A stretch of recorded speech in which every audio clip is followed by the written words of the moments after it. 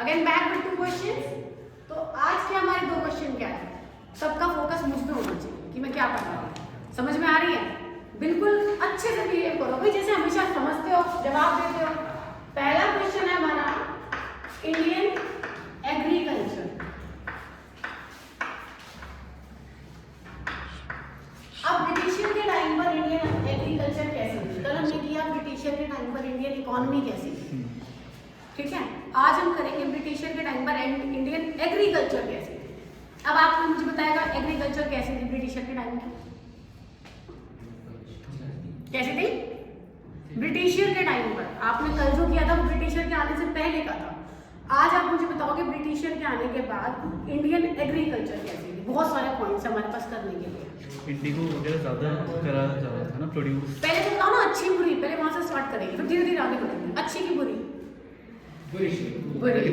अब बुरी, हाँ बुरी थी। बुरी को कैसे कैसे बोलेंगे? बुरी को हम बोलेंगे बैड। बैड इंग्लिश में तो बैड ही बोलते हैं, बट इकोनॉमिक्स में तो बैड नहीं बोलते। इकोनॉमिक्स में क्या बोलेंगे? बैकवर्ड थी। बैकवर्ड थी, स्टैग्नेंट थी, अंडर डेवलपिंग थी इकोनॉमी जो थी हमारी। बट एग्रीकल्चर हमारी स्टैग्नेंट थी, बैकवर्ड थी। अब ये स्टैग्नेंट वर्ड का मीनिंग क्या होता है? क्या होता है इसका मीनिंग? बैड। स्टैग्नेंट का मतलब बैड नहीं होता। स्टैग्नेंट का मतलब होता है रुकी हुई। स्टैग्नेंट का मीनिंग रुकी हुई, आगे ना बढ़ने वाली। दैट मींस इसके अंदर कुछ डेवलपमेंट नहीं हो रही, इसको बोलते हैं स्टैग्नेंट, ठीक है। तो ये इकोनॉमी हम एग्रीकल्चर हमारी स्टैग्नेंट है। दूसरा, अब ये ना पॉइंट्स हम बाद में बनाएंगे। पॉइंट्स ना आप लोग खुद बनाओगे, मैं एक स्टोरी की तरह बताती हूँ आपको, फिर आप उसमें से पॉइंट्स ढूंढते देना। पॉइंट्स का मतलब आप हेडिंग दोगे, अंदर तो आप लिख ही लोगे जब हेडिंग समझ में आ गई तो। जैसे आपको स्टैग्नेंट समझ में आ गया, अंदर तो लिख ही लोगे, है ना। तो सुनते जाओ, एक छोटी सी स्टोरी की तरह बताती हूँ। उस जमाने में ट्रैक्टर थे, हाँ या ना? ट्यूबवेल, हार्वेस्टर था कुछ?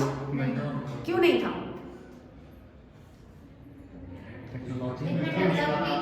क्या नहीं था? इतना डेवलप नहीं था। अब जब ये सब चीजें नहीं होंगी तो ट्यूबवेल के बिना पानी कहाँ से आएगा? बारिश, रेनफॉल। अब डिपेंडेंसी ऑन रेनफॉल हो गया। अगर रेनफॉल अच्छी होगी तो भाई क्रॉप भी अच्छी होगी, अगर रेनफॉल अच्छी नहीं होगी तो क्रॉप भी अच्छी नहीं होगी। तो डिपेंडेंसी ऑन रेनफॉल, हेडिंग बन गई अपने आप ही। अच्छा जी, अब जो फार्मर्स थे क्या उनके पास अपनी खुद की लैंड थी? वो कौन थे? वो टेलर थे। टेलर का मतलब काम करने वाले। अब जब वो काम करने वाले हैं, करने वाले को मटेरियल तो चाहिए। अब जैसे मैं क्लास में पढ़ाने के लिए खड़ी हूँ, मुझे चौक नहीं दोगे, मैं कहाँ से पढ़ा दूंगी जब तक मैं लिखूंगी नहीं। सिर्फ बोलने से तो समझ में नहीं आ जाएगा इतना अच्छे से। तो अगर आप उनको रॉ मटेरियल नहीं दोगे तो वो काम कहाँ से करेंगे? और रॉ मटेरियल देने वाला कौन था? ब्रिटिशर्स। क्योंकि ब्रिटिशर्स प्रोवाइड करेंगे तभी वो आगे काम करेंगे। ब्रिटिशर्स को ज़्यादा इंटरेस्ट नहीं था, वो थोड़े बहुत पैसे दे देते थे कि कर लो काम, अपना जो करना है करो, नहीं तो मत करो। मतलब नहीं तो मत वाला ऑप्शन ही नहीं था कि हाँ लो थोड़े पैसे लो। अब थोड़े पैसों में जब वो काम करेंगे तो प्रोडक्शन कितनी होगी? थोड़ी। अच्छा जी, एक बात और, आप अपना काम अच्छे से करते हो या दूसरों का? अपना। मैं आपको अभी मेरा कोई काम दूं, कौन सा बच्चा ऐसा है जो अपने काम से ज्यादा अच्छा मेरा काम करके लाएगा? कोई भी नहीं है। देखो कितने गंदे बच्चे हैं, रिश्वत के नाम कोई भी नहीं है। क्यों नहीं है? क्योंकि वो आपका काम नहीं है। जब हम कोई अपना काम करते हैं तो बड़े दिल से करते हैं, बड़े मन से करते हैं, और जब दूसरे का काम होता है तो बेकार करते हैं। अब सिमिलरली उस टाइम पर जो लैंड थी, उस लैंड पर जो काम करने वाले थे वो लैंड उनकी खुद की नहीं थी। अब जिसकी लैंड ही नहीं है वो क्यों करेगा दिल से काम? उसे इतना पता है मैं इतना करके दूंगा तब भी मुझे इतना मिलना है। इतने को क्या बोलते हैं? जल्दी बताइए, कई बार सिखाया मैंने। मुट्ठी भर। हैंडफुल कहते हैं इसको, एक हाथ भर के बस ऐसे एक हाथ उठाया और एक हाथ दे दिया, इसे बोलते हैं मुट्ठी भर। तो वो इतनी प्रोडक्शन करेगा तब भी उसको इतना मिलना है, वो इतना करेगा तब भी उसे इतना मिलना है। तो वो इतना किसके लिए करे? क्यों करे? कोई जब उसे अवार्ड नहीं मिलना, कोई गिफ्ट नहीं मिलना, कोई उसको एक्स्ट्रा वो नहीं मिलना कि चलो एक्स्ट्रा मिल रहा है, कुछ भी नहीं मिल रहा तो वो इतना ही करेगा। तो ये सारे रीजंस थे। और एक चीज, ब्रिटिशर ने इंडियंस को फोर्सफुली सबसे पहले बोला कि आप लोग, इंडियन का खाना क्या था किसी को याद है? इंडियंस, हमारे इंडियंस क्या खाते थे? ब्रेड। हमारे इंडियंस खाते थे मक्का, ज्वार, बाजरा, है ना, रागी, ये हमारा खाना था। और अब जो ब्रिटिशर थे उन्होंने हमको ये गेहूं वाले आटे की आदत डाली। गेहूं वाली रोटी की, है ना। चाय कॉफ़ी ये हमारी थी नहीं, हम तो दूध लस्सी वाले बड़े इनोसेंट से इंडियंस थे जिनको चाय कॉफ़ी का पता ही नहीं था। तो ब्रिटिशियर ने हमसे वो सारी क्रॉप्स को बंद, ध्यान से सुनना, ब्रिटिशर्स ने हमसे वो सारी क्रॉप्स की प्रोडक्शन को बंद करवा दिया, किन क्रॉप की प्रोडक्शन को जिनकी रिक्वायरमेंट हमें थी। अब इसकी वजह से जब हमें मिलेगा नहीं, हमें बाजरा नहीं मिल रहा, हमें मक्का नहीं मिल रहा, हमें रागी नहीं मिल रही, हम खाएं क्या? क्या खाएंगे? मर गए भूख से, भूख से मर गए। अब कई लोग तो खा लेते, कई लोग तो एडजस्टमेंट कर लेते हैं। जैसे हमारे घरों में होता है कि आज ना पिज़्ज़ा है, रोटी नहीं है, आज हमने खाना बनाया नहीं है, बाहर से आ गया, तो घर के बड़े बुजुर्ग कहते हैं हमें नहीं खाना, जाओ सुबह खा लीजिए। तो उस टाइम भी सेम ऐसा था, खाने की शॉर्टेज थी, स्कैरसिटी ऑफ फूड था, क्योंकि फूड क्रॉप को बंद करवा दिया था। अब फूड क्रॉप जब बंद हो गई थी तो फेमाइन आ गई थी। फेमाइन पता है क्या होती है? यस। तो फेमाइन जो है, आपका एक क्वेश्चन और भी है इसके अंदर, पता है जितनी भी लाइन्स हम पढ़ते जाएंगे हर लाइन पर क्वेश्चन तैयार है। तो फेमाइन की वजह, मतलब फेमाइन की वजह तो मैंने आपको बता दी क्या थी। तो ब्रिटिशर के टाइम पर अगर आपसे क्वेश्चन आता है सबसे ज़्यादा फेमाइन कब आई है, आप बोलो तो ब्रिटिशर के टाइम पर, क्योंकि ब्रिटिशर के टाइम पर स्कैरसिटी ऑफ फूड थी, जिस वजह से सबसे ज़्यादा फेमाइंस उस टाइम पर आई। ठीक है, अब हम पॉइंट बाय पॉइंट करते हैं। पहला पॉइंट क्लियर है, दूसरा हम कल डिस्कस कर चुके हैं, मैं दोबारा नहीं बताऊंगी, जो बच्चे एब्सेंट थे वो कल बात करेंगे। जमींदारी सिस्टम ये हम कल कर चुके हैं ना बच्चे, और इसके अंदर मैंने एक ट्रायंगल भी बनवाया था, ये ब्रिटिशर हो गए, लैंडलॉर्ड और ये टेलर, ठीक है ना, तो ये वाला आपके काम आ जाएगा। नेक्स्ट कमर्शियलाइजेशन, अब इसको इस वर्ड का मीनिंग समझना। कमर्शियलाइजेशन, कमर्शियलाइजेशन को अगर मैं शॉर्ट मतलब अगर कट करके बोलूँ तो यहाँ तक है कॉमर्स। आप लोग सारे कॉमर्स स्ट्रीम के बच्चे, कॉमर्स का मतलब क्या होता है? बिजनेस, है ना। ब्रिटिशर ने एग्रीकल्चर का कमर्शियलाइजेशन कर दिया। कमर्शियलाइजेशन वर्ड का मीनिंग कॉमर्स, कॉमर्स मतलब बिजनेस, समझ में आ रही है बात? इसका मतलब ये कि ब्रिटिशर ने बोला जो भी आप एग्रीकल्चर कर रहे हो ये बिजनेस के पर्पज से होनी चाहिए। बिजनेस का पर्पज का मीनिंग हमें कॉटन प्रोड्यूस करके दो, हमको जूट प्रोड्यूस करके दो, क्योंकि इसकी डिमांड मार्केट में बहुत ज़्यादा है और हम इसको सेल करेंगे। और इंडियंस को भी सिखाया, जैसे कि मैंने आप कुछ भी कोई भी क्रॉप मैंने प्रोड्यूस किया तो आप इसको प्रोड्यूस करो, प्रोड्यूस करने के मतलब पैसे लो ना, पैसे लो अपने, और पैसे लेके आपको जो खरीदना है वो जाओ बाहर जाके खरीदो। शुगर केन प्रोड्यूस करवाया इंडियन से। शुगर केन से क्या बनता है? चीनी। चीनी हमारी है, हम तो गुड़ और शक्कर वाले लोग हैं, है ना। चीनी भी ब्रिटिशर ने ही इंट्रोड्यूस की थी, ठीक है। अब ये मत बोलना चीनी चीन ने इंट्रोड्यूस की थी। तो कमर्शियलाइजेशन का मीनिंग समझ में आ गया। कमर्शियलाइजेशन मतलब ब्रिटिशर ने किस क्रॉप को बंद करवाया, इकोनॉमिक्स की लैंग्वेज में क्या कहते हैं वो सुनेंगे। ब्रिटिशर ने कैश क्रॉप को स्टार्ट करवाया। कैश मतलब पैसा, जिसको बेचकर क्या मिलता है? पैसा। और क्या बंद करवाया? क्या बंद करवाया? भाई लैंड तो यही है ना, इसी लैंड पे प्रोडक्शन हो रही है, तो क्या हटवा के क्या स्टार्ट करवाया? Food crops, exactly food crop. Food crop को बंद करवाया और कैश क्रॉप को स्टार्ट करवाया। कैश क्रॉप जो है फार्मर्स रेडी नहीं थे कि हम नहीं करेंगे, क्योंकि अगर हम कैश क्रॉप करेंगे तो फूड क्रॉप नहीं होगा। क्योंकि पहले हमारा इंडिया बड़ा प्यारा सा था ना, पहले क्या हुआ भाई, आपने क्या प्रोड्यूस किया? वीट, आपने राइस, चलो एक्सचेंज कर लेते हैं, हो गया।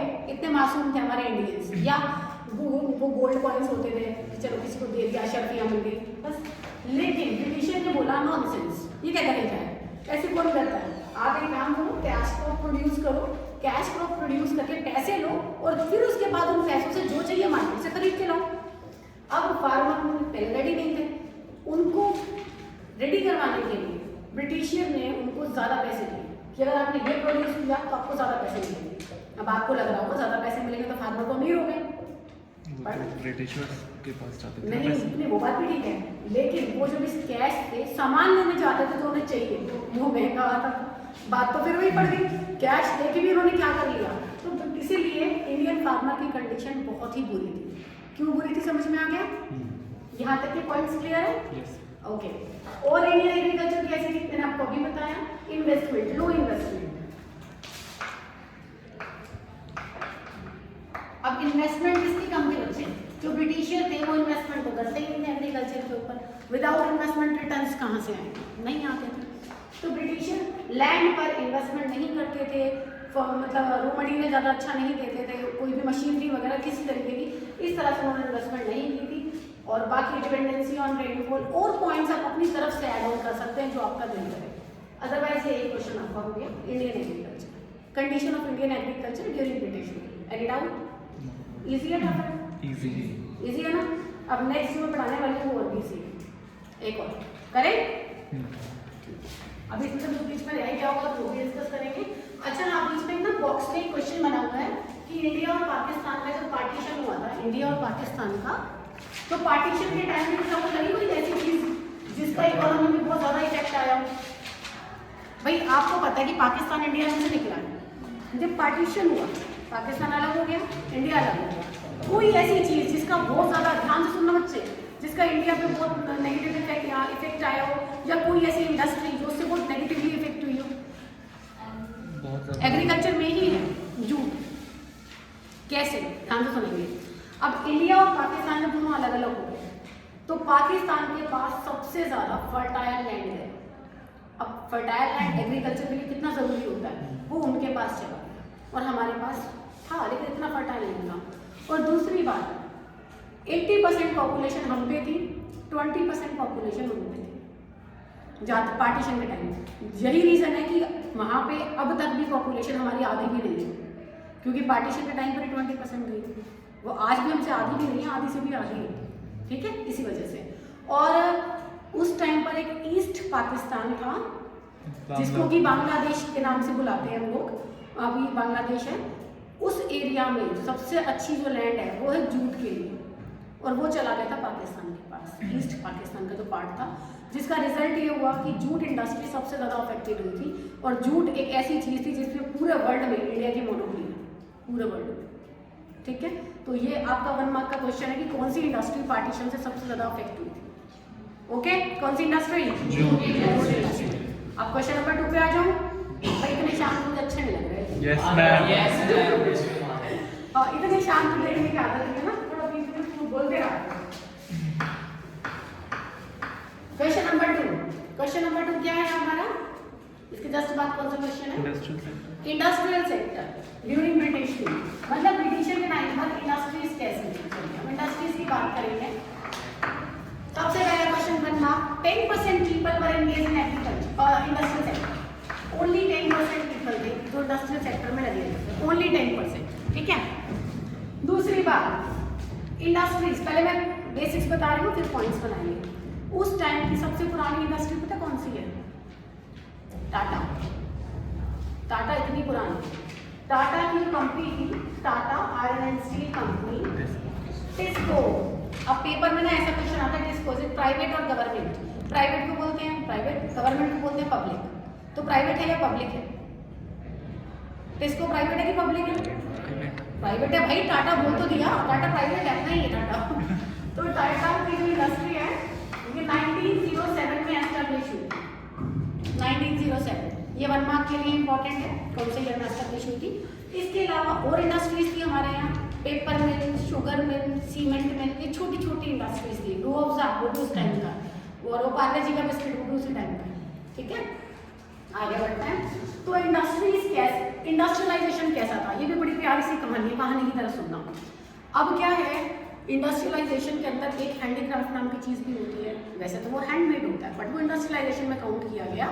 क्यों किया गया? क्योंकि वो मॉडिफाई करते हैं। जब प्राइमरी सेक्टर से रॉ मटेरियल को मॉडिफाई किया जाता है तो उसको हम इंडस्ट्रियल सेक्टर में ले जाते हैं। ठीक, अब हैंडीक्राफ्ट के बारे में आप मुझे ये बताइए, उस टाइम पर जो हैंडीक्राफ्ट था उसको ब्रिटिशियर ने डिस्ट्रॉय कर दिया। कैसे डिस्ट्रॉय किया? छोटी छोटी बातें सुनना। मैं कोई चीज़ बना रही, हैंडीक्राफ्ट का सामान बना रही, तो मैं किसको बेचूंगी? किसको बेचूंगी?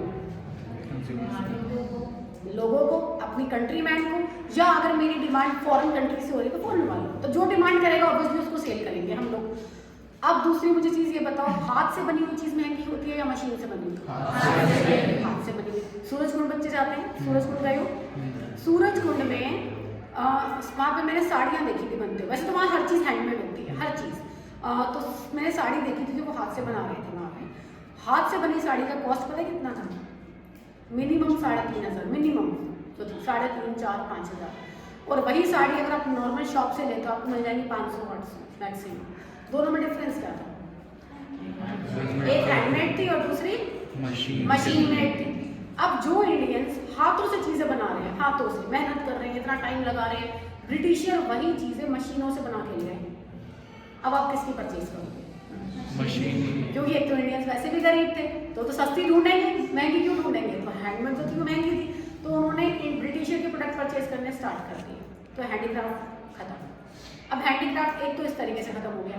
दूसरा तरीका, हैंडीक्राफ्ट वालों ने फिर भी हिम्मत नहीं हारी, वो बोले हम अपना प्रोडक्ट फॉरेन में सेल करेंगे, कोई बात नहीं, इंडियंस नहीं ले रहे। अब ब्रिटिशर ने क्या किया, जो माल वो बाहर भेज रहे थे उन्होंने उस पर लगा दिया डिस्क्रिमिनेटरी टैरिफ पॉलिसी। आप लोगों ने ये वर्ड सुना होगा, डिस्क्रिमिनेशन। डिस्क्रिमिनेशन क्या होता है? भेदभाव। वेरी गुड, भेदभाव।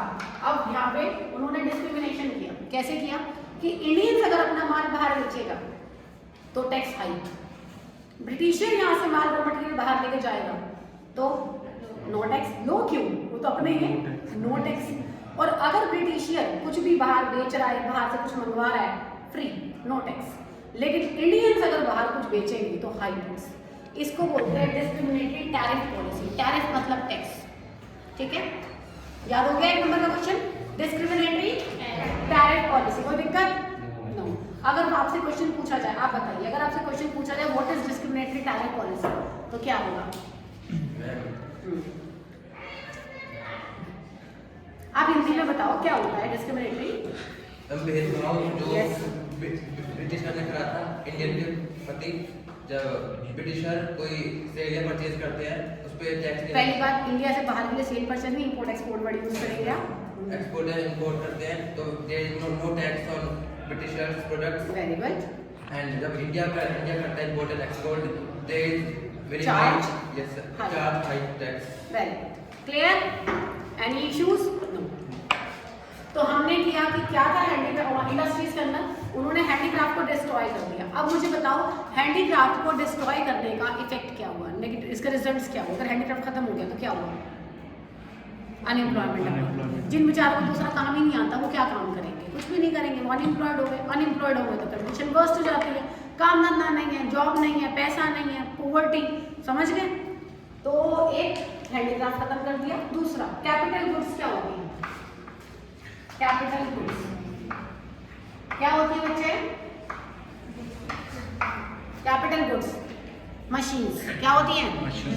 इको, बिजनेस, अकाउंट, तीनों में कैपिटल गुड्स का मतलब मशीन होता है, याद रखेंगे। उस टाइम पर इंडिया में कैपिटल गुड्स थी? नहीं। कैपिटल गुड्स मतलब मशीन। मशीन नहीं होगी तो इंडस्ट्री कहाँ से आ जाएगी? ठीक है ना? तो वो कैपिटल गुड्स नहीं थी, कैपिटल गुड्स की वजह से इंडस्ट्रियलाइजेशन नहीं था। और ब्रिटिशर चाहते भी नहीं थे कि कैपिटल गुड्स बने, उन्हें इंटरेस्ट नहीं था। वो चाहते थे इंडियंस हम पर ही डिपेंड रहे हर चीज़ के लिए, उनको नहीं बढ़ाना था। नेक्स्ट, उस टाइम पर इंडिया में गवर्नमेंट किसकी थी? कांग्रेस।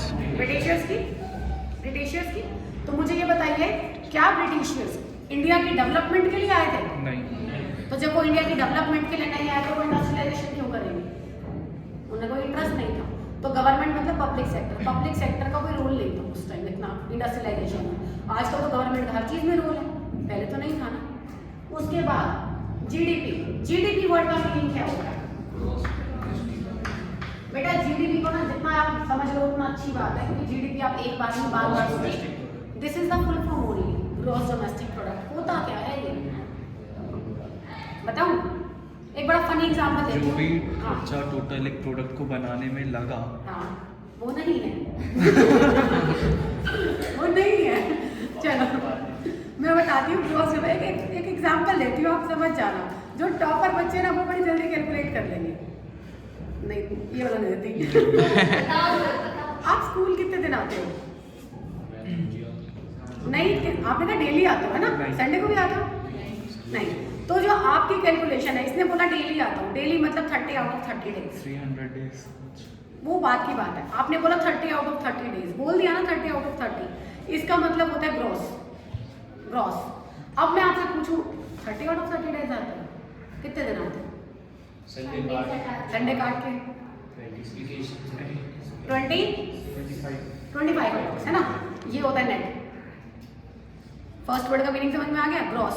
ग्रॉस के अंदर टोटल सब आता है, टूट फूट, खराब हुआ, सही हुआ, सब कुछ आता है ग्रॉस के अंदर। नेट मतलब लास्ट में जब आप एग्जैक्ट निकालते हैं। इसको ढंग से सीख लो, ये मैक्रो में भी और बार बार है। और जो आप टीवी में न्यूज़ देखते हो वो उससे रिलेटेड होती है, फिर आप कहते हो हमको समझ ही नहीं आता न्यूज़ में होता क्या। बच्चे न्यूज़ का चैनल लगाते हैं फिर चेंज कर देते हैं, क्यों चेंज करते हैं हमें समझ ही नहीं आ रही, पता नहीं क्या बोले जा रहे हैं। आई डू रिमेंबर जब मैं न्यूज़ वाला चैनल, न्यूज़ नहीं शेयर मार्केट का चैनल देखती थी, कुछ नहीं होता था, ऐसे ग्राफ बने होते थे। मैंने 2-3 दिन सीखा, मैं छोड़, कुछ समझ नहीं आ रहा क्योंकि नहीं आता, जब तक हमें कोई समझाएगा नहीं, नहीं समझ में आएगा कि ग्राफ क्या शो कर रहे हैं। तो उसी तरह GDP पहले समझो, ग्रॉस, ग्रॉस का मीनिंग क्या हुआ, टोटल, उसमें खराब सही सब मिला के वो है ग्रॉस। अब उसमें से नेट निकालना होगा तो हम खराब वाली चीज़ों को अलग करेंगे। डोमेस्टिक मतलब हिंदी थोड़ी पूछती हूँ, डोमेस्टिक हमारी कंट्री के अंदर। और P मतलब प्रोडक्ट, प्रोडक्ट को आप इनकम भी कह सकते हैं। Product and income both are identical concept. क्यों? क्योंकि जितना माल बिका बना वो बिकेगा, और बिकेगा नहीं तो आप घर में यूज़ कर लोगे, आप थोड़े लगा दोगे। कभी कोई प्रोड्यूसर माल बनाता है और जब माल बच जाता है तो बचे हुए माल का वो क्या करता है, अपने घर ही यूज़ कर लेता है, घर में यूज़ कर लेता है या किसी को दे देता है कि ये लो भाई आप ले लो।